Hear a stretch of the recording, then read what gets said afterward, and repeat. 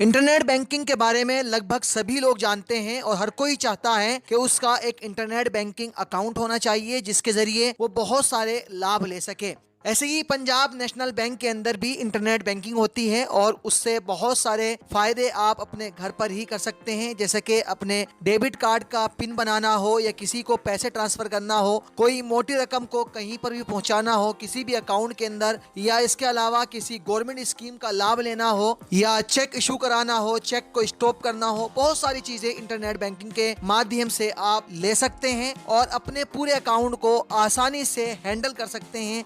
आज की इस वीडियो के अंदर मैं सिखाने वाला हूं कि आप पंजाब नेशनल बैंक की इंटरनेट बैंकिंग फर्स्ट टाइम कैसे बनाते हैं और किसी वजह से आपकी इंटरनेट बैंकिंग में कोई दिक्कत हो गई है तो उसके पासवर्ड वगैरह को कैसे रिसेट कर सकते हैं, अनब्लॉक कैसे कर सकते हैं, सारी चीजें इसी वीडियो के अंदर मिलने वाली हैं। सो बने रहें हमारे इस वीडियो में। तो चलिए शुरू करते हैं आज के इस इम्पोर्टेंट वीडियो को।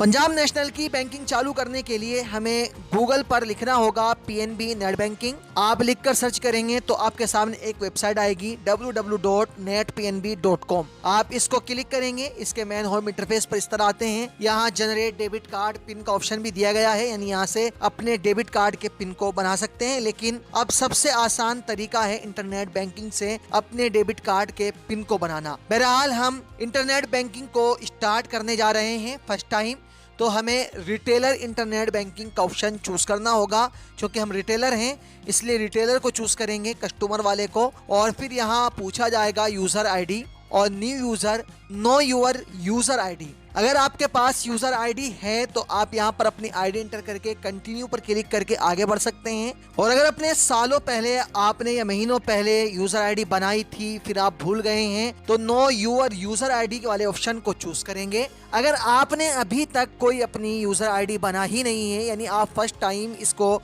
रजिस्टर करने के लिए जा रहे हैं, फर्स्ट टाइम आप नेट बैंकिंग के बारे में सुन रहे हैं या फिर फर्स्ट टाइम अपनी नेट बैंकिंग बनाना चाहते हैं, तो न्यू यूजर पर क्लिक करेंगे।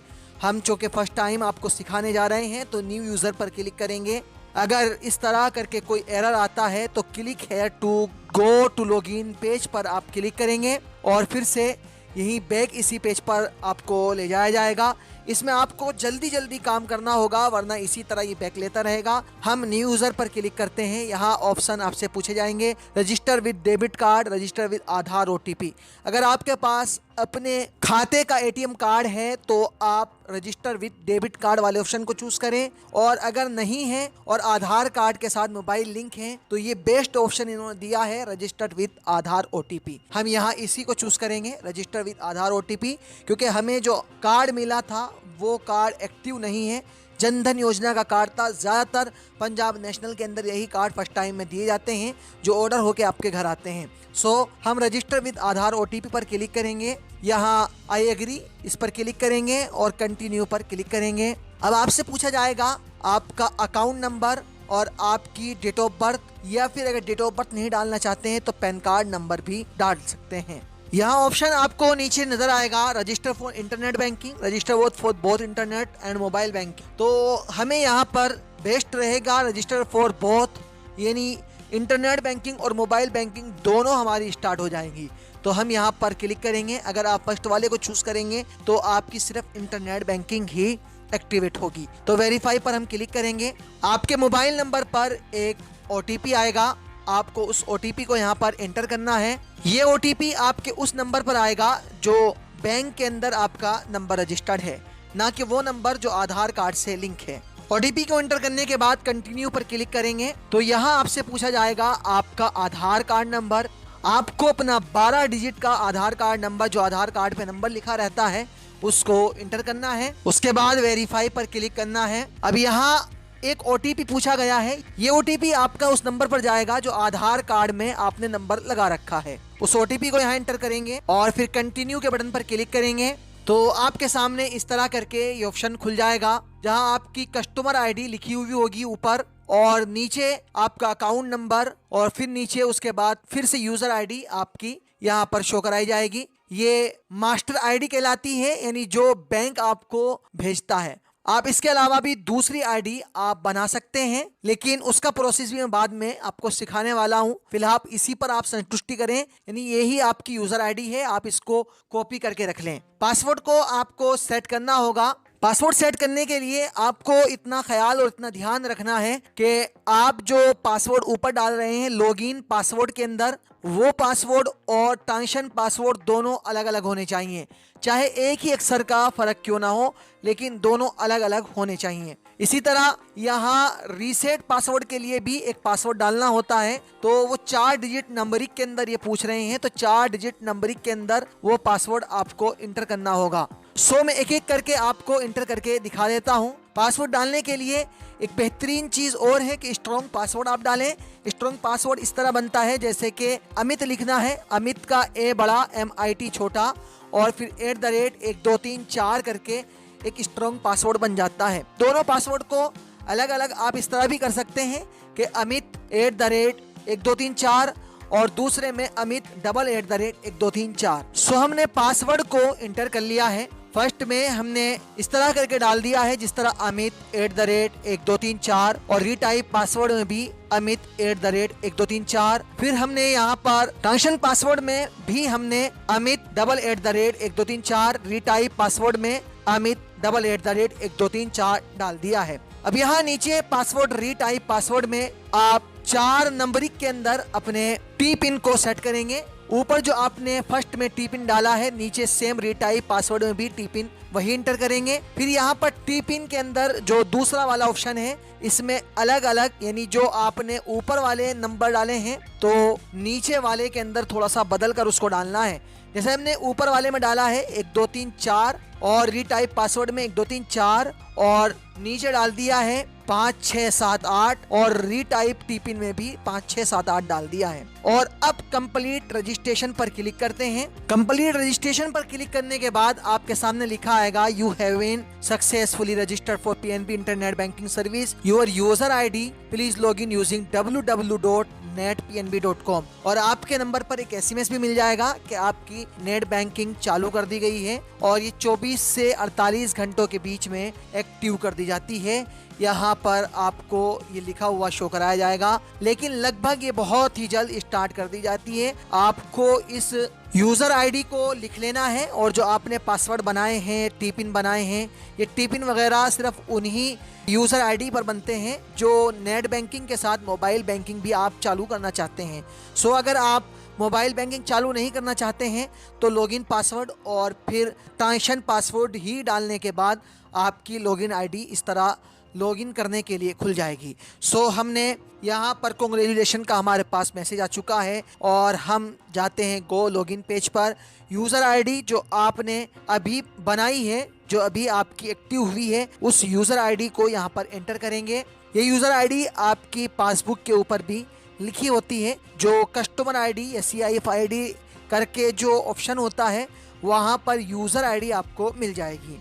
यूजर ID इंटर करने के बाद कंटिन्यू पर क्लिक करेंगे। यहाँ पर अपने पासवर्ड को इंटर करेंगे जो आपने लॉगिन पासवर्ड बनाया है। एक कैप्चा कोड आपको दिया गया है, चाहे तो आप रिफ्रेश करके इसको बदल भी सकते हैं, वरना तो इसी कैप्चा कोड को आप टाइप करेंगे और फिर से लॉगिन बटन पर क्लिक करेंगे। आपको एक पॉपअप मिलेगा, आप इस पॉपअप को पढ़ सकते हैं, ओके पर क्लिक कर सकते हैं। क्लिक करते ही आपको इसकी कंडीशन इस तरह फर्स्ट टाइम में शो कराई जाएगी। इस कंडीशन को आप सही से रीड करें, क्या क्या इसके अंदर हमसे पूछताछ की गई है और किन कंडीशन पर हमसे एग्री लिया जा रहा है। हम एग्री पर क्लिक करते हैं तो एग्री पर क्लिक करते ही एक वन टाइम पासवर्ड हमारे उसी मोबाइल नंबर पर जो बैंक के अंदर लगा हुआ है OTP जाएगा। आप उस OTP को यहाँ पर एंटर करेंगे और फिर कंटिन्यू पर क्लिक करेंगे। जैसे ही कंटिन्यू पर क्लिक करेंगे एक रजिस्टर सिक्योरिटी क्वेश्चन के लिए आपसे पूछा जाएगा। बहुत लंबा फॉर्म है, आप इसको सही से देख सकते हैं और सही से अपने इस फॉर्म को फिल कर सकते हैं। यहाँ हमसे पूछा गया है कि आपको 50 क्वेश्चन में से 7 के जवाब देने हैं और आपका जवाब 50 मैक्सिमम कैरेक्टर के अंदर, यानी उसकी 50 वर्ड की लेंथ होनी चाहिए, उसके अंदर दे सकते हैं। और सिर्फ लिखत में, यानी कोई गिनती वगैरह उसके अंदर शामिल नहीं होनी चाहिए।